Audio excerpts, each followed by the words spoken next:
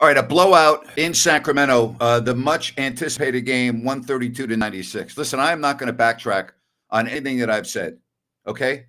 I told you that I was not making a big deal if the Kings got blown out in this game. I've been talking about this for weeks. Okay. And I understand there are a lot of disappointed, upset Kings fans.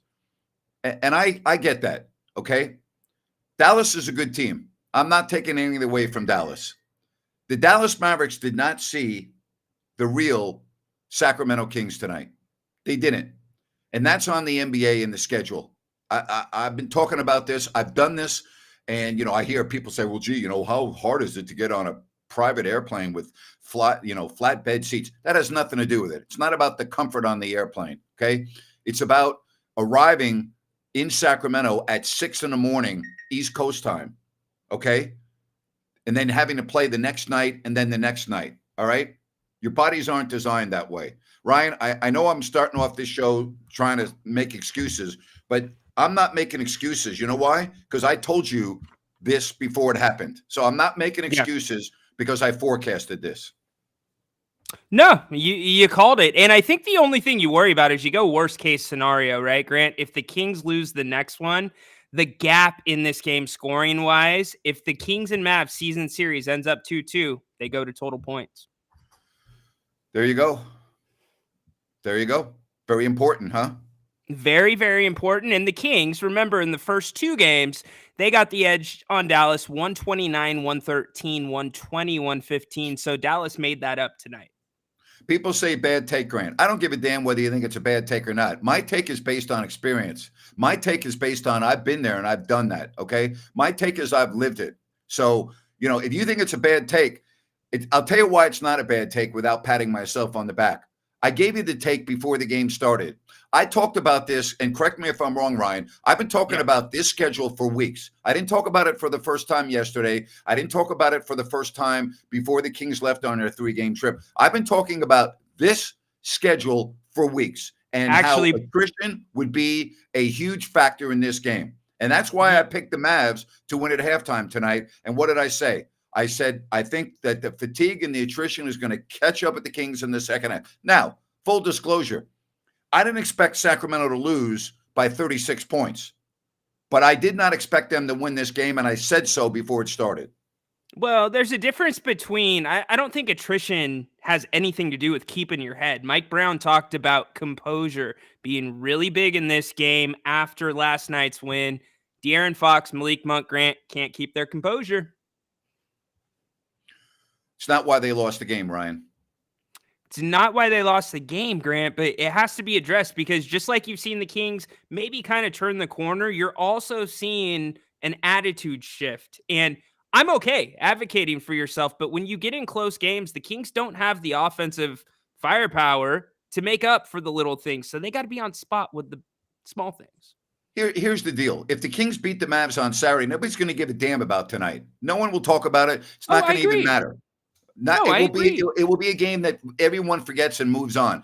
It's one game. It's only one game. Okay, it's one game, but you still have to look at, Grant, the things that are applicable to any game, regardless of attrition, bad scheduling, whatever it may be. And there's things at play tonight in this one. Okay, it's the same team that just beat a red-hot Orlando team, correct? Correct. They were red-hot. They were playing as well as almost as any team in the league. They beat Orlando on their home floor and then beat Philadelphia last night, who crunched them earlier in the year.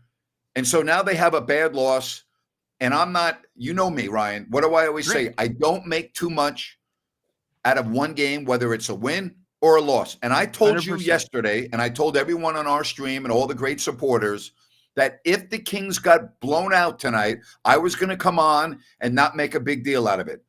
I'm not making a big deal out of it. I didn't think the Kings had a legitimate chance to win this game. And I really mean that. I've been talking about this for weeks. I thought that this would be the most difficult game that the Kings had to play all year. And it was. Yeah, absolutely. Grant, their advantage most times or in the last two games has been in transition. The Kings get killed there tonight by Dallas, and Dallas is not a quick team by any means. 18-5. I guess what I'm trying to say is nobody's like putting you in a corner about your take on the game. But again, I go back to I'm not complaining about missed open shots. I'm not complaining about them not being physical enough. All I'm saying is there's certain things tonight they can do better. That's it. I agree. You and I do not disagree with that. And now you have a full week of rest by NBA standards. It's a week of rest. And what we're going to see in the next game are the real Dallas Mavericks and the real Sacramento Kings. By the way, for the first time this year, it will only be the first time this year in 4 meetings where both teams have equal rest and substantial rest before they play. Okay? So let's see in the next game. That is going to show everyone which team is better because it will be even Steven in terms of the rest. Amen, Napes. In a second, we're going to get to Wade from Davis. If you guys want to call, you can scan the QR code that's above Napes. Also, you can hit the link that's floating around in the chat. We'll distribute that here in a few minutes. And I'm just going to say this for our regulars, and because we go back and forth. That's how I do it. You bitch and complain when I'm negative about the Kings. Oh, Grant's too negative. Grant's this and that. And then when I come and support the team with what I think is a legitimate reason, you still have a problem with that. So make up your mind what you want. This is what you're going to get with me. You know this. I'm going to tell you how I feel, whether you like it or not. Okay? I'm going to tell you how I feel. If you disagree, disagree. But this is not like hindsight. I had a bad feeling about this game for weeks. You lose, move on. The game is over. It's one loss. Okay? If you beat the Mavericks on Saturday, you've accomplished everything that you wanted to accomplish this week. Okay? It's true. You have the tiebreaker with the Mavs with under 10 games left. So the game coming up, the next game, is arguably the most important game the Kings are going to play all season long. Let's see what happens. Yes, indeed. It is by far the most important. And maybe it'll be the first time we get a decent tell on what this team may do if they end up in the play-in, Grant, because it is a 1-game sample size come the next meeting with Dallas. Hey, I haven't seen this name before, so we're going to go to him. Wade in Davis. Thanks for calling the show. You're on with Grant and Ryno. Hey, Ryan. Hey, Grant. I just wanted to start off by saying Grant did not have a bad take. And if anyone in chat is giving him crap about his take, which he said beforehand, then you're just an asshat. And if Shohei Ohtani's interpreter would have listened to Grant, maybe he wouldn't be $4.5 million in debt. My takeaways from the game, while I do agree with the scheduling being awful, I feel like they just they packed it up towards the end. So the schedule probably played into it. They're tired. I guess my general takeaway is even if you have to play 4 games in 5 nights and you travel across the country riding on a donkey, I don't think you should lose by 40 at home. So I agree with you, Grant, but I also think the Kings let go of the rope. I don't disagree with that. You should not lose by the amount of points that the Kings lost, even if you come across on a donkey. Okay. Yeah, exactly. You and I are in agreement with that.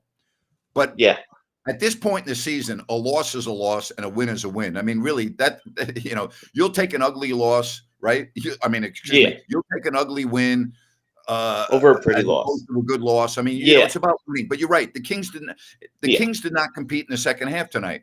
They did not. I think it's one of those games where you just you toss it in the trash. People that are saying it's a bad take. You just move on to the next day. It's kind of like in baseball, back when people had to read the papers. Some people, you'd have like a seeing eye single that shouldn't have been a hit, but then you pull up the newspaper. It's like, hey, I went 1 for 3. So I'm doing okay. So I feel like the Kings will rebound on Saturday. It is the biggest game of the season. What are your thoughts on that, Grant, or is it too early to pontificate? Well, my thoughts are that the Kings this year have shown a great ability to bounce back from awful games, and I expect them to win the game on Saturday. Yeah, I think they're one of the most perplexing teams because the talent's there. They'll go out and beat, Oklahoma City. They'll go out and beat Orlando. And then you get these games against like the Wizards and the Pistons. So I don't know if it's a playing down to competition thing. I don't know if it comes back to the schedule. But again, I'll just leave this as I go. Chat, he doesn't have a bad take, you idiots. Hey, you know Thanks what? for taking my call. People can agree and disagree with me all they want. It doesn't really matter. I've been doing this for decades. I get it. But, my takes, no disrespect to anyone, are based on knowledge of living it and doing it, which to me has a little bit more validity than some of the morons that jump on and try to troll me. So trust me. Yeah, absolutely. I mean, you were traveling around with the Kings and going on road trips and calling games before half of these people were even a tingle in their dad's ball sack. So I'll just leave it there, Grant. Thank you for taking my call. Hey, thanks, Wade, for the call. Hey, Napes, really quick, because I think we're getting a lot of questions on the text line. Wade was kind of asking this to a degree. Do you take anything away from how to guard Luka from tonight, the sample size? No, not at all. They play Luka 3 to 4 times every year, and they already know how to guard Luka. They already know what his strengths are. They know what his weaknesses are. He doesn't have many weaknesses. So what happened in the second half tonight? What did we also see? We saw a guy by the name of Kyrie Irving play very well, did we not? Yeah, you called that, Napes. You were worried about him at halftime. I mean, and I keep on saying Saturday. I know the game is Friday, but that's still a significant amount of rest. Listen, we can talk about this until nauseam. The Dallas Mavericks, when they are healthy, and after the post All-Star break, or the trade, I should say, post-trade, they've been a different team. Yeah, they played their best basketball of the season once the trade deadline was over. They made some moves, and Kyrie and Luka now have worked it out to where they are coexisting to the benefit of the team. They may be, and I say they may be a better team than their record indicates based on this group of players post-trade and their record than pre-trade deadline. This could be, we may, and that's what the playoffs are for, we may be looking at a team that is better than their record indicates. Yeah, or we could look at a team that hit their stride too early because they've got an easy schedule down the rest of the season. I think I would say this about, Irving.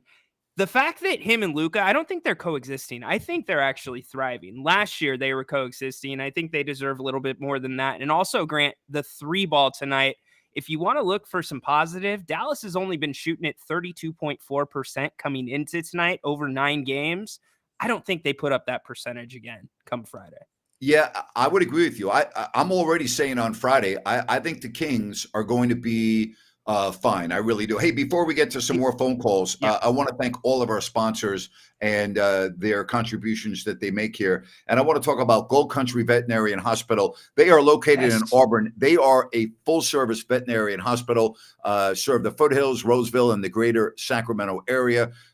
Medicine, dentistry, surgery, and wellness care. They're also dedicated to urgent care where your pet needs to be seen. When it needs to be seen, guess what? Gold Country Veterinary and Hospital, they are available. They have advanced internal medicine. They do full surgical care. They have the most modern technology, and they're very proud of their pain management protocols, which maximizes faster recovery for their surgical and dental patients. That's Gold Country Veterinary and Hospital in Auburn. Well, 132-96, Dallas in the second half ran the Kings off the court. Ran him off the court, could not compete with that opening burst. I think it was something like 31-9, Grant. That's pretty brutal. We go back to the phones. We bring in G. Welcome to the show. You're on with Napes and Ryno. Hello, guys. How are you? Can you hear me? Yes, thank you for calling. Gotcha. How are you? I'm good, thanks. I'm calling from Australia, a long-time Kings fan. Love it. Awesome. I just wanted to throw my 2 cents worth. I just think that the Kings need a true number 1 option, like a true superstar. I think Fox is too inconsistent. And I think Sabonis is very limited offensively. He was trying to bully his way through all night, and he couldn't bully his way through. And he's sort of just limited. He's got no moves. So that's just my opinion. I respectfully disagree. His game is not limited offensively. I totally disagree with you. No, I mean, he has no moves. He's just he's always trying to bully his way into the paint, and when he doesn't get his way, he's got no spin moves. He's got no jump shot. It was just that was one of the reasons the Kings failed in the playoffs last year. Gee, I want to make sure I got you right. You're saying Sabonis doesn't have spin moves down low and moves down low? When he can't get his way, when he's trying to bully his way to the basket, right? When he can't bully his way to the basket like tonight, he really struggles offensively. He's very limited. That's what I mean. Like when he gets his way, when he has his days, he's very good. But days like today, he's very limited. And with Fox is really good, really high caliber. But unfortunately, he's just too inconsistent. Okay, so you bring – hold on, I got to cut you off because you bring up a really good point here, and I think we have to discern this. That's not all on Sabonis. A lot of what Sabonis does down low in his lanes are based off of spacing. Thanks, Napes. They're completely based off of spacing, and to me, way too much dribbling tonight. Way too much. Gio, thanks for the call from down under. I let you go because we had a lot of distortion on your signal. So thank you very much for calling. Listen, I'm not making too much out of what I saw tonight. I'm just not. Yeah. Now, if we're on Friday night, okay, after the game, and we're kind of talking about the same type of a deal, then I'm going to be ultra concerned. But I'm not concerned right now. I'm not concerned with anything that I saw tonight. Yeah. Well, I have some, but yeah, I agree with you, Grant. But it still, even if they were to lose on Friday, I don't think we're ready for the Fox isn't the answer and Sabonis doesn't have moves conversation. Come on.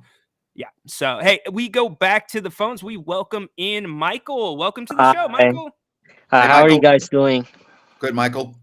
Tonight was just an off game against the Mavericks, but I think I expect a bounce back on Friday. I think game will be much more competitive, as we expect. We've seen Kings, bounce back from bad losses and they respond with wins like Magic. We saw they won against Milwaukee, right? Yeah.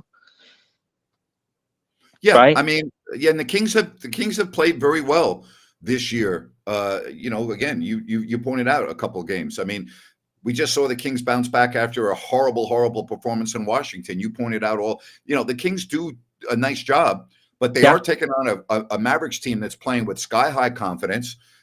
Both teams have 2 days off, all right, tomorrow and Thursday, and you toss the ball up on Friday and see what happens. Yeah, they got to see the film where they made a mistake of tonight. Forget about what happened tonight, where they can learn their mistakes and see what happens. If they can win on Friday, they can win the series, right? 3-1, right? Yeah. We can still get the 6th seed. Beat the tiebreaker. Cannot panic. Absolutely. It's a huge They have game. to keep their head up. Let's not I guess misconstrue that. This game coming up is the biggest game of the year on Friday. Yeah, I guess let's redraw the picture for everybody. Grant, Michael, if we gave you a chance and we said the Kings only had to win 1 game and 2 against Dallas to do their job and possibly get into a 7-game series, we'd all be jumping for joy, and we are still in that same position. Yeah. I think with Sabonis, when he struggles in the paint, he needs to work on his mid-range shot. That I think that might help him out a little bit more. What do you guys think? Yeah. Listen, what do you think, Napes? I think we're talking about one of the best players in the entire league. Okay. And I think it's unfortunate that when the Kings have a bad game, we're talking about what Sabonis needs to do. No, what needs to happen is the players around him need to play better. The least of the Kings' problems, okay, is Domantas Sabonis. Let me repeat. The least of the Kings' issues is Domantas Sabonis. Okay. That's not the issue.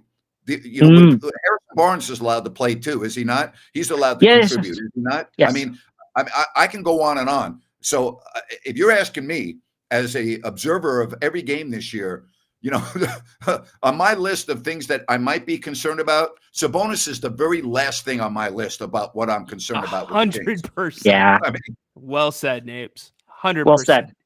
Hey, Mike, thanks for the call tonight. You too, guys. You guys take Thank care. Hopefully we'll Appreciate respond that. on Friday, right?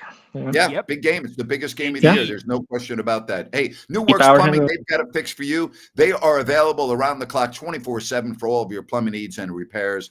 SackServicePlumbing.com or that number on your screen. And remember, if you have a problem in the middle of the night, hey, don't worry about it. They will be there with their 24/7 service. That's SackServicePlumbing.com. New Works Plumbing, they've got a fix for you. I'm a little blown away about any criticism about Domantas Sabonis. Not that, you know, players in professional sports should be immune to criticism, but I mean, good Lord. Agree. I mean, Okay, come on. so when the game gets important, I track possessions. So you see Yep. these possessions tracked there. Domas's name is only listed once or twice, and there's a bunch of turnovers. There's offensive rebounds by the Mavericks, so there was a lot more to it tonight than just Domas. I mean, you know, you had Harrison Barnes tonight play 24 minutes. All right. He was 3 of 10, and he was 1 of 4 from 3. Okay. Yep. I mean, you know, we're our people just don't want to bring him up because Chris Duarte, 13 minutes, 1 of 5. And this is what bugs me. 1 of 4 from beyond the arc. Chris Duarte should not be shooting 4 3-pointers. Chris Duarte, I've been talking about this all year. Chris Duarte is not the reason why you either win or lose games, okay? I mean, but Grant, okay. You know? Okay. I understand what you're saying. But what I'm trying to say is I always get Chris Duarte should be playing more. Chris Duarte, and I keep telling everyone, your top 8 guys, by and large, maybe 9, are the reason why you win games in the league and lose the games in the league. And there's a reason why Indiana did not want Chris Duarte. Now, I'm not saying he's a bad player, but let's not kid ourselves about what you have in Chris Duarte. Yeah, absolutely. And I think the point I was trying to make about him specifically and overall is that the possessions are just so much more important now. I just don't think the Kings can afford to have 4 threes from Duarte. That's all I'm trying to say. 100% correct. Freaking spot on. It's called basketball IQ. Basketball IQ. We bring in, speaking of basketball IQ, Zach, the NBA guru. What's up tonight? How you guys doing? I'm not really too worried about this game. Dallas, our defense wasn't as good as it has been. But Dallas did shoot the lights out. I mean, I think they shot like 57% from 3 or something, and 54 from the field or something like that. I'm not too worried. That's hard to sustain for another game against us when we're going to look at film and all that stuff. Not too big of a worry. The couple things I do worry, it's been, during the season, I think I brought up last game, just when we're slowing down the game. We just don't have our offense clicking like we do when we're running the ball. But in the playoffs and like more meaningful games, we're going to have slower possessions, half-court possessions, and just sometimes we struggle a little bit with that. Especially we struggle if Sabonis is having a tougher game, because usually the ball goes to Sabonis as the last resort, and he kind of tries to get us out of trouble. If he has a good matchup, he usually takes over. But sometimes against the Loonies or looks like Gafford is, players like that, it's going to be a little tougher. Now, it would have been nice today for Fox to have a good game. He didn't really do much.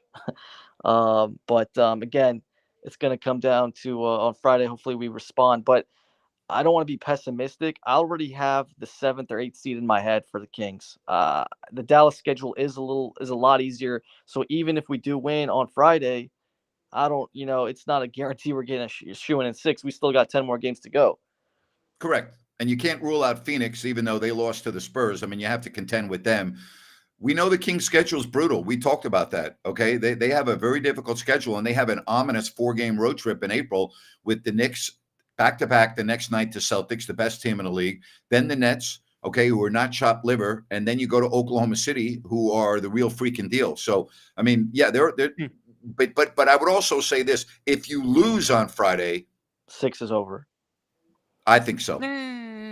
It's going to be very, very, very difficult. Yeah, because they would have a 3-game lead with 9 left in the loss column if they won? It'd be too much.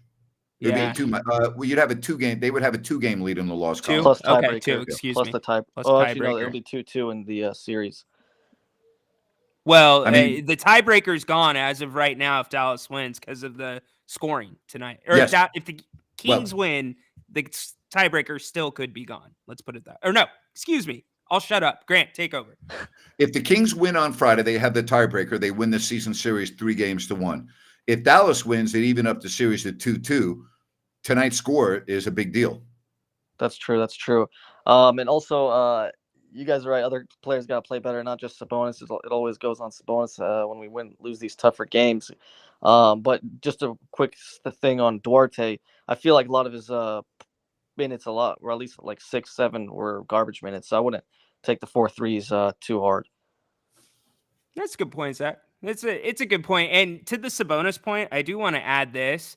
The fast break relies a lot on him not running it. It's okay for him to run it once in a while, and that's where the Kings have had success when he's not doing it. And I felt like there was a couple times tonight he was the one pushing the pace. That's a good point. Yeah. So I mean, a lot of season left. Hopefully, I would just tell Kings fans, just put in your head 7 or 8. If we get to 6, that'd be great. It'll be tough. 9 or 10 would be very disappointing. So hopefully we can. Hopefully, I'll still have hope for the 6, but we'll see what happens. Thank you, Zach. You Take have a care, good guys. night. You too. Appreciate it. I'm not ready to concede anything yet. There's too many games No. left, and Yeah. and I've said a couple of weeks ago I didn't think the Kings were going to be top 6, but it didn't mean I'm conceding it. I'm just trying to forecast what I think is going to happen. And Well, that 4-game road trip is going to be, I think, their downfall. I don't like them matching up with the Knicks. And then the next night they play Boston. I'm sorry, they're not going to beat Boston unless Boston's got a lot of key players out. And then you got Brooklyn and Oklahoma City. And I personally think Shai Gilgeous-Alexander is the most valuable player in the league. And you're going to have to contend with him coming up. So there are a lot of hard games on the schedule. And then, welcome home. You got to play the Pelicans, who have kicked your ass all 4 games. You got to hope for a little bit of luck, and you kind of cross your fingers because the Kings have gotten luck all this year at times, and Brandon Ingram, he went out, so who knows what happens ahead of them still. But yeah, that kind of feels like a 1-3 road trip. Yeah, it does, and possibly an 0-4. Yeah, it's definitely an ominous looking trip. Hey, right now, fostersandpaws.org/adopt is the website to go to if you're looking to adopt a puppy. They are a group of animal advocates, and right now they have puppies available for adoption. Go to fostersandpaws.org/adopt and take tonight's bad taste out of your mouth. And tomorrow you can be like, oh, wow, we got a new puppy. Everything is great, right? What does a puppy do? It changes your mood, makes you happy. Oh, yeah. Fosters and Paws, they do great work. They really do. And again, just go to fostersandpaws.org/adopt and get yourself a puppy, right? I mean, Hold on. What a better way to get in a good mood. Well, let's draw a little bit of line. Does the puppy shed or does it not shed? Well, it depends what breed you get. Okay, so we'll leave that question out because I know what happens in my house. I love the puppy. I think the puppy's cute. The puppy was their idea, but now it's my responsibility. Again, a puppy's like a baby. I mean, it is a lot of responsibility. It is. Well, I mean, I'm. It's not like but you know what I'm saying. It's like You have to train it. You have to deal with accidents, and you have to follow the what I think is training protocol to make sure that they're getting to the steps that you want. But once you get through, like our dog, it's the best dog I've ever had. We have a Maltipoo. I would never get another breed of dog. Again, everyone has their favorite breed, but in terms of easiness, lovability, no smell, doesn't shed. Doesn't bark that much, doesn't run away if it's not on a leash, even if it sees a bird or a cat or what. I mean, it's just freaking like a perfect dog. But listen, not to go off on a tangent here, but maybe we should, because that way we don't have to talk about the game tonight. Yeah, sure. I don't know of anyone and I really mean this, that doesn't just absolutely love their dog and consider it a member of the family, right? Do you know anyone that? 100%. So go. Fosters and Paws does a great job. They're true animal advocates, and I'm just saying, make your life better. Go get yourself a Amen. puppy. Amen. Surprise your wife or your mother for Mother's Day with a puppy. What could be better? A puppy. There you have it. Yes. Well, so 2 days off. Tomorrow, Yeah. the Kings will not do anything. They will. Mike Brown might even tell them, don't even come into the facility. I would. I would tell them tomorrow the facility is closed unless you need treatment. Treatment is the only reason. I don't want to see a ball anywhere on the court. Tomorrow is a mental health and a relaxation day. Bingo. Unless you need treatment. If you need treatment, come in and get treatment. But other than that, don't want to see you. Bingo. And Gary takes it a step further. He says he has one suggestion for the game tape for Coach Brown tonight. Watch it, then drop kick punt it in the Sacramento River. No way to sugarcoat it. That was a grade 1 ass kicking tonight. I'm okay with that. Put it in the river. Yeah. Move on. Don't dwell on it. You know what? There's a lot of debris in the river anyway. A basketball is not going to really do anything to affect it, right? Oh no, that's the game tape. That's the tape. Oh, the game tape. Oh, I thought he said the game ball. Oh, no, the game tape. The game tape. Get rid of it. Yeah. You don't Hey, Bennett's also will help your foul mood with some great food and beverage. Prime seafood and steaks at Bennett's. They are in Sacramento, Roseville, and this West Side Grill in Rockland. Go to Bennett'sRestaurants.com, make a reservation and more. And we go there all the time when I'm in town. All the time. Love it. It's good. It's so good. And if you go to Bennett'sRestaurants.com, again, you can make a reservation, check out everything that you need to. Appreciate Brian and his staff at Bennett's in their 3 locations. They are the best, and it's brunch season. So get over there. 2 entrees, bottle of champagne, $44. You can't How about that? Beat it, Napes. You can't beat it. Well, when I go to Thailand, I get lunch for $1.05, $1.10, which is really good. So that doesn't count. Oh, that doesn't count. Okay. Well, you said you can't beat it, and I'm thinking. Well, okay. Yeah. But it cost me over $1,000 to get to Thailand, and then I got to get a hotel. So it actually is more expensive than going to Bennett's. You know what I'm saying? Yeah. I love it. Too funny. Yeah. And Brian texted me. They're accepting reservations online, as you said, for Easter and Mother's Day. Easter might be filled up, but get to Mother's Day. Yeah. You know what? Good. That's great. And you'll love it. I know you've been there with your family for brunch. And oh, yeah. Yeah. I have not been there for one of their special occasions, such as Easter or Mother's Day or Thanksgiving, but I go there all the time. Love the ambiance and I go to all 3 restaurants. I take my son, Trent, lives right near the location on Fair Oaks and House. So when I take him to dinner, we go there. And then Jerry Reynolds, you and me, we go to the location in Roseville all the time. And then when I want to go to dinner and hang out with some buddies that live in Lincoln and Rockland, I go to the West Side Grill. So it's perfect. Yeah. Love it. And Napes, actually, I'm going to make a quick announcement here. I'm going to throw this on the screen. That is how you get to my Twitter page, and that'll link you to my podcast, The King's Court. We are almost to 1,000 followers, and this has to do with Bennett's, because when we hit 1,000, we are going to announce some new things, some giveaways, and a listener's brunch at Bennett's. A listener's brunch at Bennett's. You can win your way to that. So make sure you go follow that and The King's Court. I love that. That's great. Good job right there, buddy. That's a real good job. Thank you. Yeah. Well, I thought about McDonald's, Napes, right? And you can't get a big breakfast and hot cakes and an orange juice and a coffee for, under $15. So you might as well get 8 people, do the 2 for $44, let them have a couple drinks, get my flow. Kind of. Maybe. Love it. Yes. So scale of 1 to 10. Your concern after tonight's game, 1 being not much, 10 being a lot. What's your take after tonight's game? Level of concern? 3. And it would have been a 2 if the point spread wasn't so wide. My level of concern after tonight is a 2. I'm not concerned really that much at all.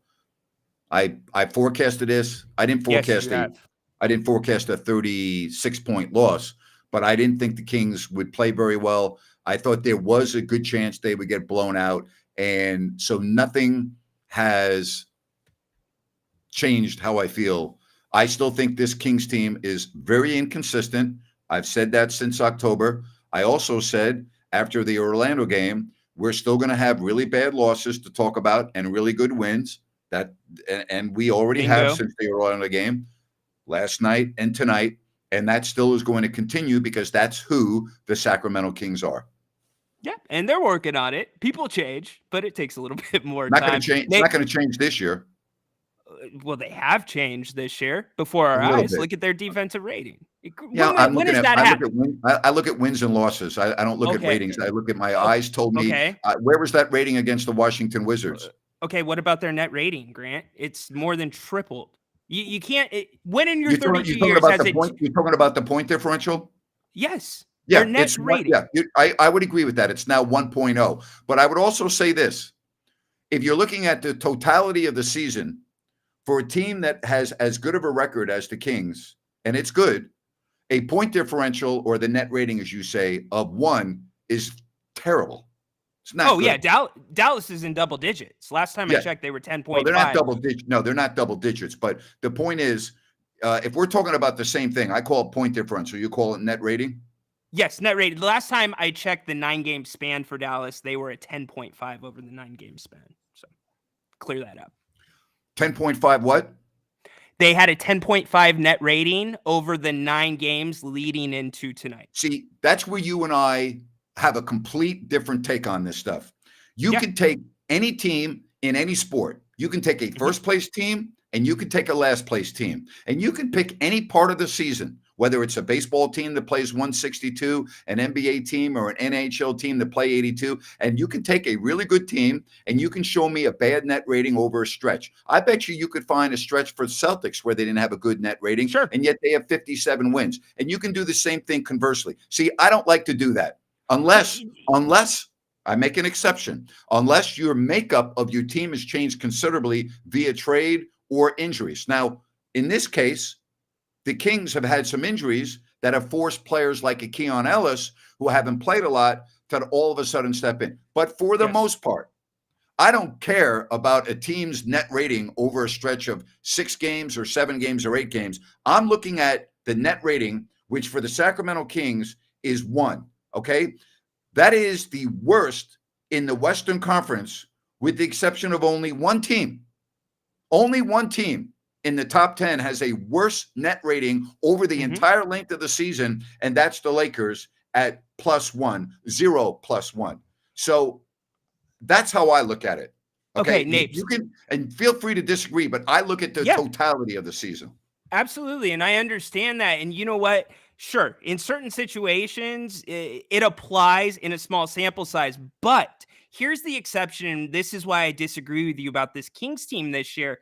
Regardless of their ups and downs for nearly 3/4 of the season, their net rating was between 0.3 and 0.6 the entire season. Okay? Right. So something significantly changed and maintained now at a 1.0. That to me is irregular for a team this late in the season. You've called the NBA for 32 years. I think the Kings are playing differently, but, you know, again, I go back to the thing that I'm going to talk about right now. The Kings are 42-30. Okay? Yep. So what does that really mean? You want to have some fun with this? Yeah, let's do it. Let's go. You could do this both ways, but I'm going to do it to make a point here. If you took just 5 of the wins and turned them into losses, and there have been a lot of games where the Kings have won where we thought, gee, wow, how did they win that game? And it could go the other way. All of a sudden, your record is 37-35, and you're trying to make the playoffs. I mean, there's a very fine line between being where the Kings are and being barely a 500 team. It's a very fine line. You're right. So you're right. Do I think the Kings' style of play right now is more conducive to winning in the playoffs? I do. I do, but that's only if players other than De'Aaron Fox, Domantas Sabonis, and Malik Correct. Monk play to the level of their ability. There are too many games where Harrison Barnes doesn't do that. There are games, I don't want to say too many, there are games where you don't get anything from Keegan Murray, okay, offensively. He brings it defensively every night. But offensively, there are too many games where he's like, what the hell happened to Murray? Keon Ellis, who is not an offensive player, he'll jump through like he did in Orlando the other night, where I think he had 16, but he had 7 to start tonight. Ryan, without Herter and without Lyles, yes, you can't have success with those guys that I just mentioned not contributing offensively. I don't care how good they play defense. 100%, Grant. And the flip side is the way those guys are going to contribute are in the little ways. You're not going to get massive explosions from them outside of Malik Monk and maybe Keegan Murray here and there.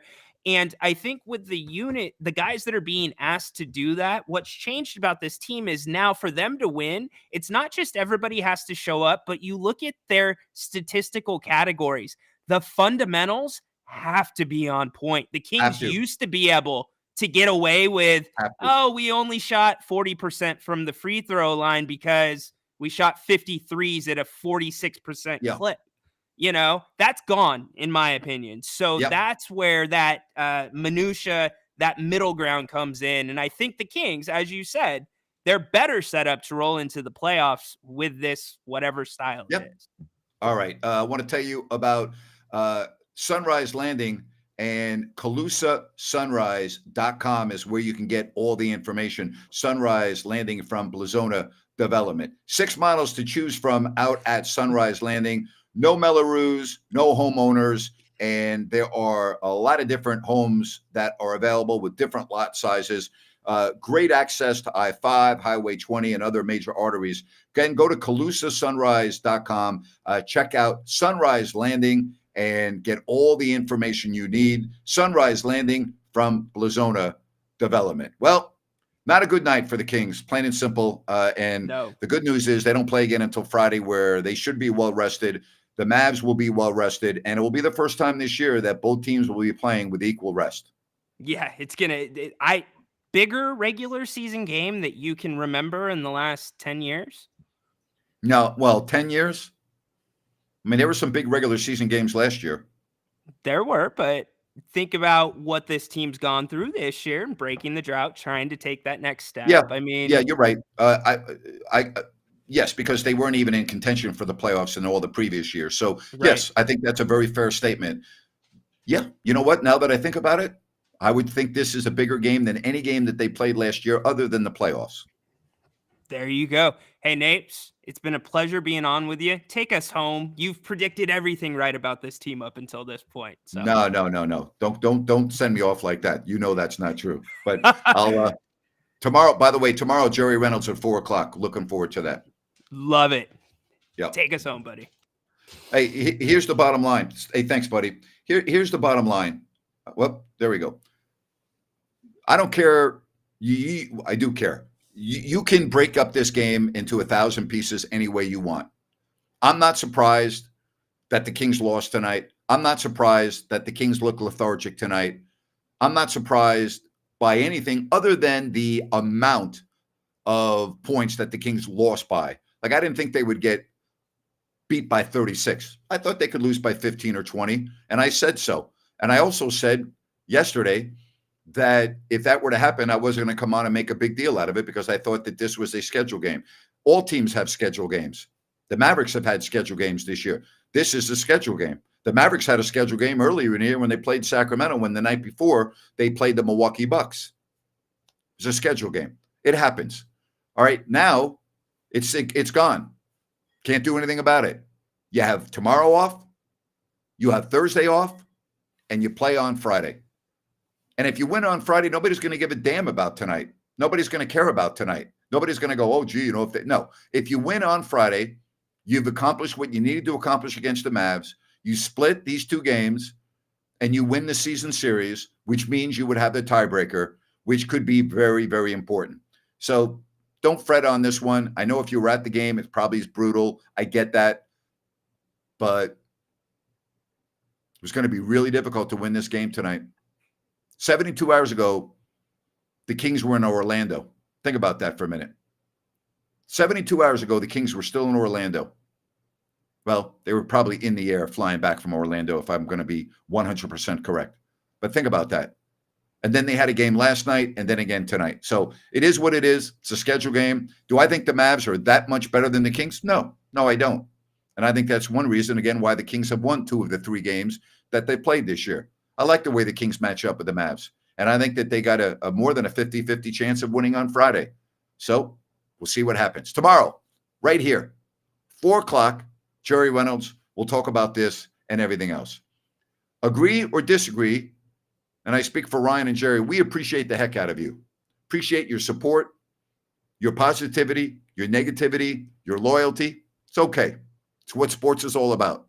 It's why you watch. That's why I talk. We go back and forth. It's all fun. But at the end of the day, we all pretty much want the same thing, right? Just keep that in mind. So long, everybody. Tomorrow, 4 o'clock right here with Jerry Reynolds. Bye-bye now.